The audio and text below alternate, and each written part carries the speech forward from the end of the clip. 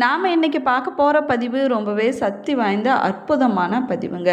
இந்துக்களுடைய மிக முக்கியமான வழிபாட்டு நாட்களில் தேய்பிறை அஷ்டமி நாள் ஒன்றாக சொல்லப்படுது.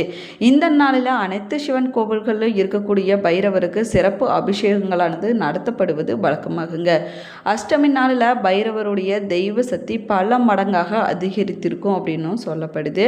மேலுமே இந்த நாளில் அவருக்கு விருப்பமான மிளகு கலந்த வடமாலை, தயிர் சாதம் போன்றவற்றை நம்ம நெய்வேத்தியமாக படைத்து வழிபட்டோம்னா நம்முடைய குறைகள், கஷ்டங்கள் அனைத்தையுமே காலபைரவர் தீர்த்து வைப்பார் அப்படின்னு நம்பிக்கையாக சொல்லப்படுதுங்க. மேலுமே பார்த்தீங்கன்னா ஐப்பசி மாதத்தில் வரக்கூடிய தேய்பிறை அஷ்டமி நாளில் காலபைரவரை எப்படி வழிபட்டால் நம்முடைய தலையெழுத்தானது மாறும் என்பதை பற்றி இந்த பதிவில் பார்க்கலாங்க. வீடியோவை ஸ்கிப் பண்ணாமல் முழுசாக பாருங்கள். நம்ம சேனலை இப்போ தான் ஃபர்ஸ்ட் டைம் பார்க்குறீங்க அப்படின்னா நம்ம சேனலை இன்னும் சப்ஸ்கிரைப் பண்ணலன்னா சப்ஸ்கிரைப் பண்ணிக்கோங்க.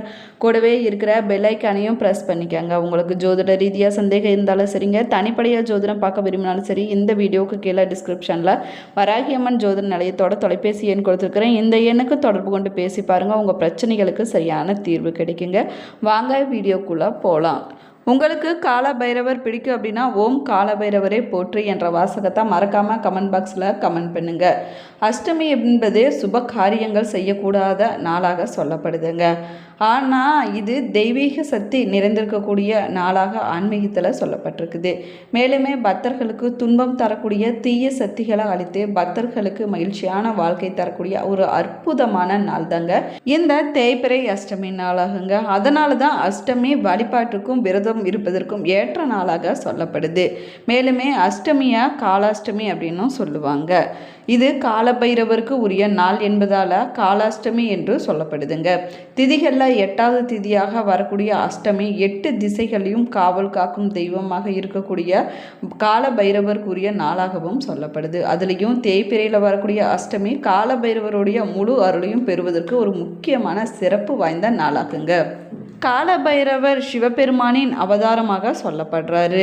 காலா என்பது நேரத்தை குறிப்பதாகுங்க. அதனால தான் பைரவரை காலத்திற்குரிய கடவுளாக நம்ம வழிபட்டுட்டு வரோம். உலகத்தில் கால நேரத்தை கணக்கிடும் இடமாக சொல்லக்கூடியது உஜ்ஜனனி நகரம் கருதப்படுவதற்கு இதுவே காரணமாகவும் சொல்லப்படுதுங்க. மேலுமே உஜ்ஜனனி நகரம் காலபைரவனின் ஆதிக்கம் நிறைந்த பகுதியாகவும் சொல்லப்பட்டிருக்குது. நம்ம காலபைரவரை பக்தியோடு வழிபட்டோம்னா எவராலும் மாற்ற முடியாது என்று சொல்லக்கூடிய தலையெழுத்தை கூட மாற்றி அமைப்பார் என ஆதித்ய புராணத்தில் சொல்லப்பட்டிருக்குதுங்க. மேலுமே என்ன துன்பம் தீராத பிரச்சனைகள் என்றாலும் பைரவரிடம் முறையிட்டால் போதுங்க, அந்த பிரச்சனைகளை தீர்த்து வைப்பார். பைரவரே நமக்கு காவலாக இருப்பார் அப்படின்னு சொல்லப்படுது. தேய்பிறை அஷ்டமி நாளில் நம்ம காலபைரவுக்கு செவ்வரளி மாலைகள் சூட்டி வழிபடுவது ரொம்பவே சிறப்பானதாகுங்க. காலபைரவர் மற்றும் சிவனுக்குரிய மந்திரங்களை சொல்லி நம்ம அன்றைய நாளில் வழிபாடு செய்ய வேணும். அதற்கு பிறகு அன்றைய நாளில் மாலை நேரத்தில் காலபைரவருக்கு பூஜை செய்து வழிபாடு செய்ய வேணுங்க. அன்றைய நாளில் பிராமணர்களுக்கு நம்ம உணவளிப்பது மிகப்பெரிய ஒரு புண்ணியத்தை கொண்டு வந்து சேர்க்குங்க.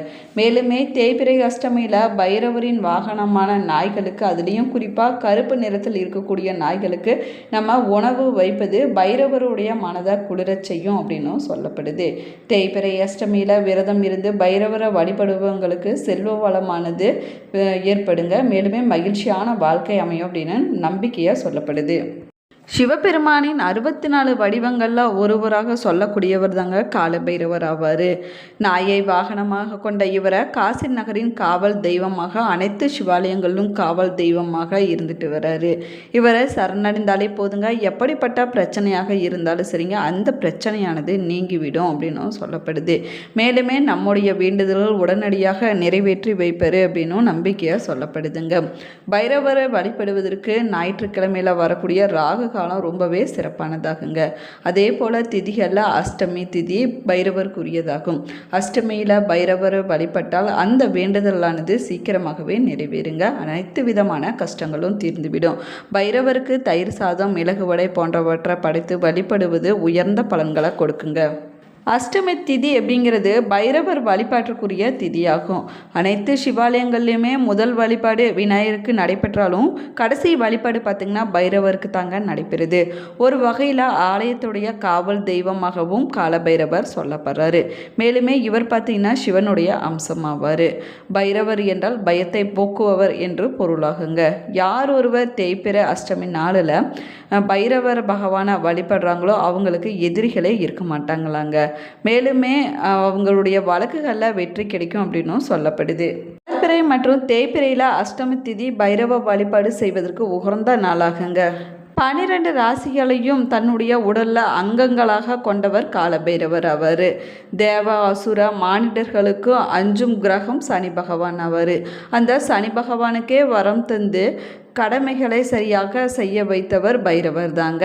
தன்னுடைய மைதன் யமன் பைரவரின் அதீத சக்திக்கு வரம் பெற்றதை கண்டு அவர் தம்பி சனீஸ்வரன் பைரவரை நோக்கி கடும் தவம் செய்ததாக சொல்லப்படுதுங்க. மேலுமே தவ வலிமையால் பைரவர் அவர் முன்னாடி தோன்றி மும்மூர்த்திகள் உள்பட அனைவருக்கும் நல்லது தீயது செய்யக்கூடிய சக்தியை அருளியதாகவும் சொல்லப்படுது.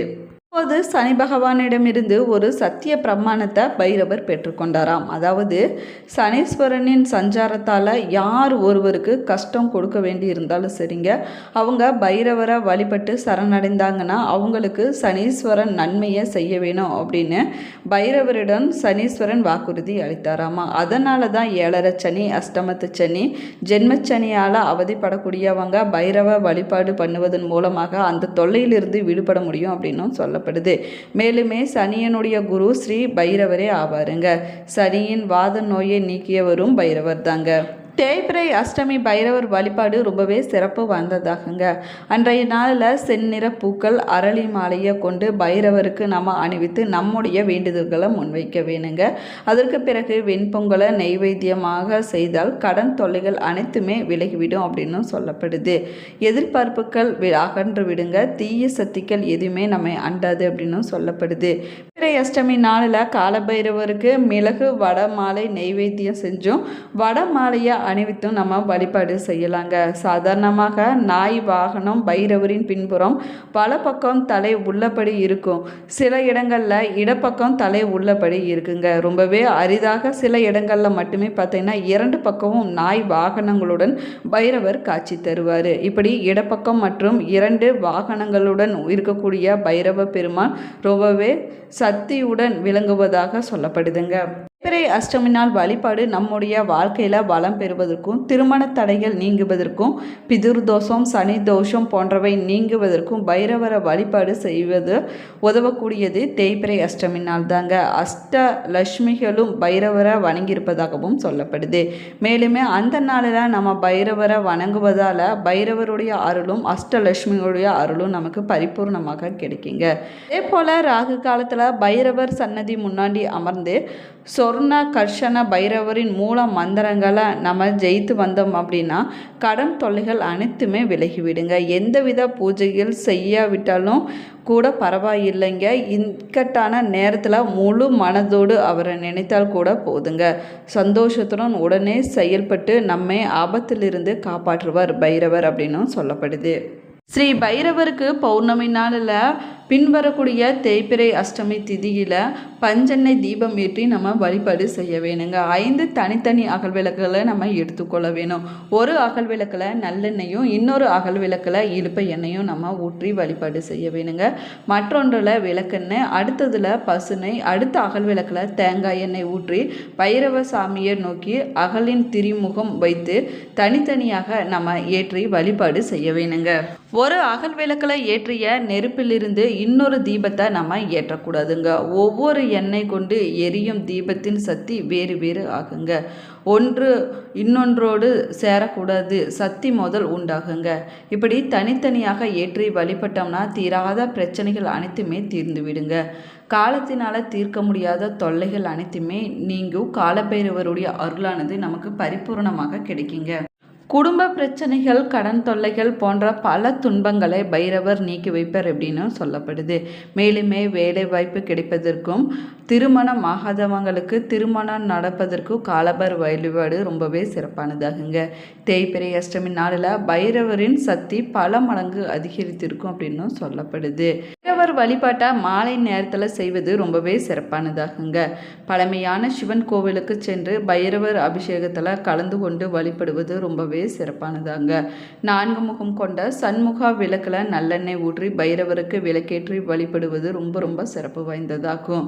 பைரவருடைய 108 போற்றிகளை நம்ம அன்றைய நாளில் சொல்லி வழிபாடு செய்ய வேணுங்க.